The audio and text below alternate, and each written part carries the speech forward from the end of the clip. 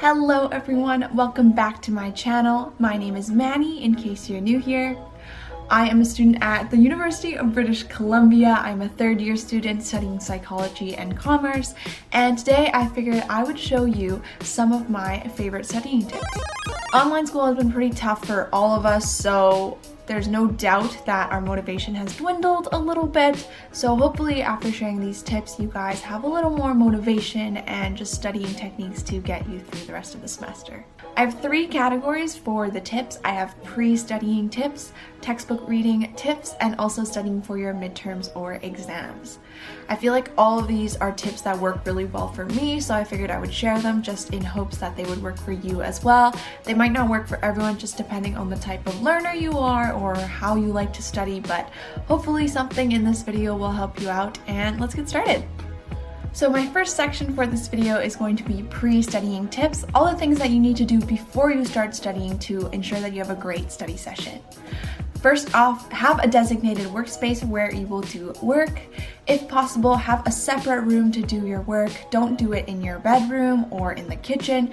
Find an office or a study space that will work well to do work. For example, at home, my mom has an office space in our house that she uses on the weekends if she's working, but during the day when she's at work, I will take up that room and use it to study. I've set rules for this workspace so that I don't get distracted while I'm working and I don't get into bad habits. So for example, you can set rules like, in this workspace, I'm not gonna watch YouTube. In this workspace, I'm not gonna go on my phone. In this workspace, I am not gonna go on Facebook, and all these kinds of things like that. If you want to do things like going on YouTube, going on Facebook, or using your phone, you have to get up out of the room and onto the couch or somewhere else to do it. Because usually what I find is that I have a really bad habit of just opening up these websites when I'm bored or just don't want to do anything. So having these rules in place will ensure that you're not getting distracted so easily, and also the sanctity of your workspace isn't ruined. My second tip is to prepare everything for your study session before you start studying. So this includes getting water, getting snacks, getting your laptop charger, whatever else you might need so that you don't have any reason to get up during your study session. You could also open the blinds. I love having a lot of light in my study space, so I usually open the blinds, turn on all the lights, and just get ready because that's what helps me stay focused. And once you do all of these things, there really should be no reason for you to get up during your study session unless you're going to the bathroom or you're going to refill your water during your break time. Some of my favorite things that I use during my study sessions is my laptop, my iPad, my new laptop stand that I got from Amazon, my water bottle to drink some water, my planner or Notion and keep it open, and another desktop so that you have your to-do list in front of you, and my AirPods. So now that you've prepared everything in your study space and all your materials, now you can get started studying. My third tip is to use the pomodoro technique for studying. I know this is pretty famous. It's basically doing 25 minutes of studying or work and then 5-minute break in between. But this year, what has helped me with the pomodoro technique is being a little stricter with it. So what I did before was I would start by doing the 25 minutes of work, but usually when the 25 minutes ended, I would be in the middle of something and I was like, oh, I'll just continue for another 10 minutes or so. Then when it came to break time, I was like, oh, well, I worked more than 25 minutes, I'm gonna take a longer break. And then this basically ruined the kind of flow of my study session, and I would let myself take longer breaks, let myself do a little less than 25 minutes, and it was just a lot messier and hard to manage. So when you're doing the 25-minute study session, make sure you're actually working for the 25 minutes. If you finish up one of the tasks during the 25 minutes, move on to something else, don't take a break yet, and when the timer goes for 25 minutes, just stop what you're doing right there. Maybe finish the sentence that you're writing, but then stop right after. During the 5 minutes break time, actually use it as a break. What I usually do in this 5 minutes is go to the bathroom, fill up my water bottle if I need to, and maybe check my emails or do something else. I also even like to switch the playlist that I'm listening to during the 5 minutes, so I know that it's like a break time. I get to listen to my favorite music rather than my study music during the break time, and it lets me have a little more separation than I would have. So during the break time also is when you're going to get up and stuff like that, so that during your 25-minute study sessions, you don't get distracted and you don't have a reason to get up. What I also like to do is keep the tomato timer or pomodoro timer in in the window of the computer so that I can see when I get my break soon. This allows me to know how much longer I have to work for, and also for some reason it makes it feel like time goes by so much faster. My fourth tip for your pre-studying is to find a study playlist. Either make your own or find one online. I personally use either Animal Crossing background music, or I listen to the Sound of Surfaces playlist on Spotify. These two are the only playlists that I'm going to listen to when I'm studying. I don't listen to anything else. And this is because it'll help you train your brain to know when it is time to be productive and to focus. Because when I pull up this playlist, my brain thinks, oh, it's actually time for studying, and these are the types of music that I listen to when I'm focused, so I'm gonna get into that mood now. If you don't like that type of music, you can honestly listen to any type of instrumental or chill music that you like. Generally, the main tip is to keep the same playlist for all your study sessions and you're not like flipping it around. I know it might get boring, but find a long enough playlist that you feel like your study sessions aren't just listening to the same music over and over again. And then, like I said earlier, changing to a different playlist during your break time will help you keep this playlist as your strictly focused playlist. My fifth tip for this section is to make studying a part of your calendar. So for me, I like to use a lot of different color-coded calendars in my iCal on my MacBook to section off and time block my time. Treat your study sessions like a class or a meeting that you have to go to. Don't skip out on it, don't come late, and make sure you're prepared for these study sessions.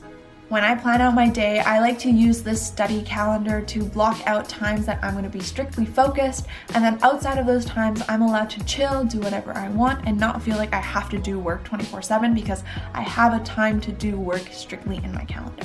My second section for this studying tips video is how to do textbook readings. So when I came into first year, it was really hard for me to learn how to read from a textbook because I felt like there was so much information that I had to do. All the paragraphs felt like every single sentence was pretty important and I wanted to highlight it or write it down. But I feel like now that I'm in third year, I've kind of mastered the textbook readings and do it in a way so that it doesn't take up too much time, but also I make sure to get all the important information that I might need. My first tip is to skim the entire page before you even start reading. So this is taking note of the titles, the sections, the bolded words, the definitions, anything that might look important and might need your attention to focus on. Don't actually read through all of the information, but just take note of what is bolded and what is highlighted and what the textbook thinks is important. Because what I've learned is that you think that the entire page is really important, like, oh, I'm gonna have to remember this example, or oh, I'm gonna have to remember this, but it's never the case. A lot of times, a lot of profs just want you to know the definitions from the textbook and you really don't have to read the rest of it. It's obviously dependent on each course. I don't suggest like skipping the entire textbook for all your courses because I've had some courses that test on like specific sentences in the textbook, which is really crazy, I know. But most of the time it's not like that, and you just have to read the definitions and use the kind of supplemental writing as like examples to aid your understanding. My second tip is to section off your textbook notes when you're reading them. So for example, I'm reading my marketing textbook and the section title says P1 product. I'm gonna write P1 product in my notes as well, so I know what section of the textbook I'm taking this information from. Write down your key definitions in your notes in a bolded color so that you can see them easily when you're going through your notes again. Also, draw out diagrams that might be in your textbook. A lot of times diagrams are there to aid the understanding of topics or kind of make it so that it's easier to remember. For me personally, I'm a very visual learner, so sometimes when I draw out diagrams, when I go back and I'm in a test, I can actually think about them and imagine them in my head because I drew them out. You don't have to read every single example or write them down, like I said earlier. A lot of times it's just to aid your understanding so that you can understand a concept and know what they're talking about. My third tip is to divide your readings into manageable chunks and also to always do your readings before class. The first part of this tip is if you can't get through like 20 pages of a textbook reading in one time. Don't force yourself to. I would honestly do like 5 pages 4 times a week or something like that to make it a lot easier and just like more manageable so you don't get burnt out at one time. And also make sure you're doing your readings before class so that during class when your prof is talking, you can focus more on like the upper level elevated concepts that your prof brings to class rather than scrambling to understand the basic concepts that were covered in the textbook. Spacing out your learning like this as well is also really beneficial because you get to see the topic over a longer period of time rather than kind of cramming it in. My 4th tip for textbook readings is to honestly make them look pretty. Choose a nice color code for your pens and highlighters. I personally do my notes on an iPad, so in Notability I will create a little color palette of all the types of pens that I want to use. And honestly, doing this has helped me like get excited about note taking and actually like pay attention to what I'm taking notes of. I know it's like a super basic tip, but I honestly found it really helpful for me. And number 5 is to keep your notes organized, whether that's in your laptop or on your Notability or honestly in a notebook. Just have a notebook like organization system so you know where your textbook notes are and how they are organized and like you can reference them easily. The last thing you want to happen is to spend so much time taking textbook notes and then forget about where they are or not be able to access them because they're not organized in a nice way. My last section for this video is tips for studying for midterms or exams. My first tip is to have the learning outcomes in front of you. For a lot of courses, the prof will provide learning outcomes for each of the chapters or each of the units, and honestly, a lot of times that is what they're basing their midterms or exams off of. So if you're studying with those learning outcomes in front of you and you understand and like reach all of those learning outcomes, then honestly, you're gonna be pretty prepared for the midterm. Having those learning goals in front of you also kind of gets you into the mindset of your professor, and you can think about what would the professor ask based on these learning outcomes and kind of guides your studying in a more organized way. For my second tip, it is to figure out what type of study technique works best for your class. So for definition or maybe language courses, flashcards might be the best because those are rote memorization, but for application-based classes, for example, my accounting class that I did last semester, practice problems and doing practice midterms were the way to go because we needed the experience of how to do these problems. You can also think about making a mind map to organize the concepts in a better way and a way that is more readable for you. And for math and science classes, you can also think about doing practice midterms that the prof provides or ones that you find online as well. For UBC, there is a huge database of math midterms that are released there from like a long time ago, and I remember in first year when I was studying for these midterms, I would just do a ton of practice midterms before the final or before the midterm. My third tip for this section is to space out your studying. Do not cram for your midterms, and especially not for your finals.